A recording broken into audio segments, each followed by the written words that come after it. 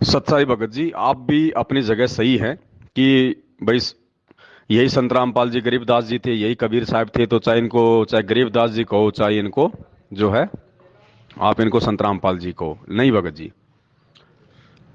जब हमें इस बात का पता है कि ये संत रामपाल जी ही कबीर जी थे, संत रामपाल जी ही गरीबदास जी हैं, तो परमात्मा ने यह भी तो कहा ना कि एक के साधे सब सदै, और सब साधे सब जाए, और माली सींचे मूल को फले फूले अघाए।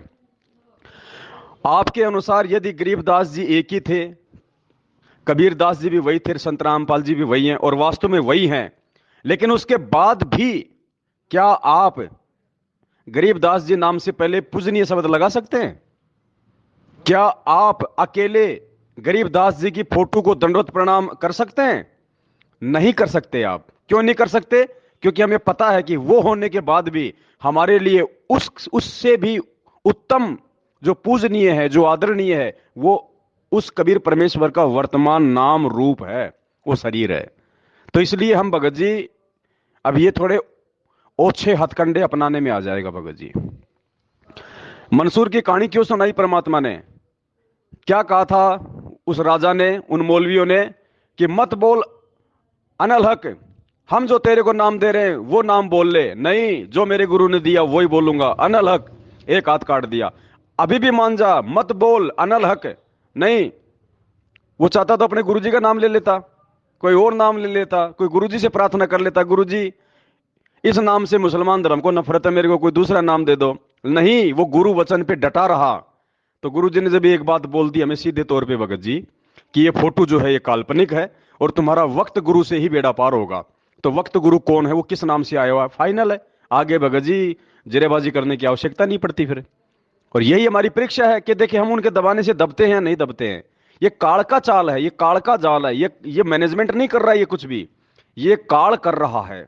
और परमात्मा हमारी परीक्षा ले रहा है कि देखता हूं, देखे ये मेरे प्रति कितने दृढ़ हैं, कितने अटल हैं, या फिर ये कुछ ऑप्शन टटोलते हैं, कोई बहाने ढूंढते हैं जीवित रहने के लिए, बुराइयों, अपने आप को बुराई से बचाने के लिए, कि कहीं मेरा नाम ना आ जाए, कहीं मैं सामने ना आ जाऊं, मेरे ऊपर कोई आपत्ति ना आ जाए। और बाप 7 साल से आपत्तियों के बीच बैठा है, हम फूलों के सेज में बैठ के क्या अगले जन्म में भगत जी गधे बनेंगे?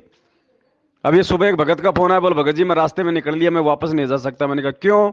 बोले वापस जाऊंगा तो गांव वाले जो है की मेरी बेइज्जती करेंगे, मेरा मजाक उड़ाएंगे। मुझे 7 साल से तेरा बाप जेल में बैठ के अपनी की जो है इज्जत करवा रहा है क्या?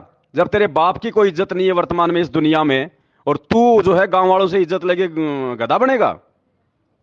भगत जी ये परीक्षा है। क्या कहा गुरु जी ने एक सत्संग में, कि पुण्यात्माओं अगर तुम्हें परमात्मा चाहिए तो इस रामपाल दास के विषय में सोचने से पहले भी तुम्हें सोचना पड़ेगा कि हम गुरु जी के बारे में नहीं सोच रहे, हम कबीर जी के बारे में क्या सोच रहे हैं। हर प्रकार से हमने इस प्रकार से ध्यान रख के एक एक शब्द निकालना है जुबान से। तो भगत जी गुरु जी ने एक सत्संग में कहा था कि ये कबीर ही परमात्मा है। इस बात को स्वीकार करने के लिए गुरु जी ने हाथ से इशारा किया 1-1.5 फुट का, कि इतना कलेजा चाहिए। और हम ये कहते हैं भगत जी कि कबीर जी परमात्मा है, इस बात के लिए तो थोड़ा कलेजा चाहिए। और संत रामपाल जी ही वो कबीर है, वो भगवान है, इस बात को स्वीकार करने के लिए भगत जी दोनों हाथ फैला दो, इतना कलेजा चाहिए। इसलिए परमात्मा कहते हैं कामी क्रोधी लालची इनसे भक्ति ना होए, और भक्ति करे कोई सूरमा जात वर्ण कुल खोए। एक एक वाणी का एक एक गहरा रहस्य है भगत जी। ये संत रामपाल ही चलेगा वर्तमान में कलयुग की पिछली पीढ़ी में। कबीर इनका वैदिक नाम है। ध्यान देना भगत जी, कबीर इनका वैदिक नाम है, वेदों में लिखा हुआ है, सतलोक में भी यही नाम है। लेकिन यही परमात्मा जब सतयुग में आया तो ये कबीर नाम लेके नहीं आया था, सतसुकृत नाम से ही पहचाना गया सतयुग में।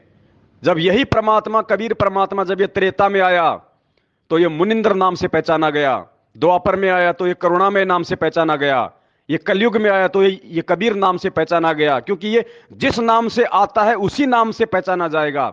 आज ये कलयुग नहीं है भगत जी, ये कलयुग की बिचली पीढ़ी है, और बिचली पीढ़ी में वो कबीर यदि रामपाल जी के नाम से आया है तो आगे रामपाल ही नाम चलेगा भगत जी।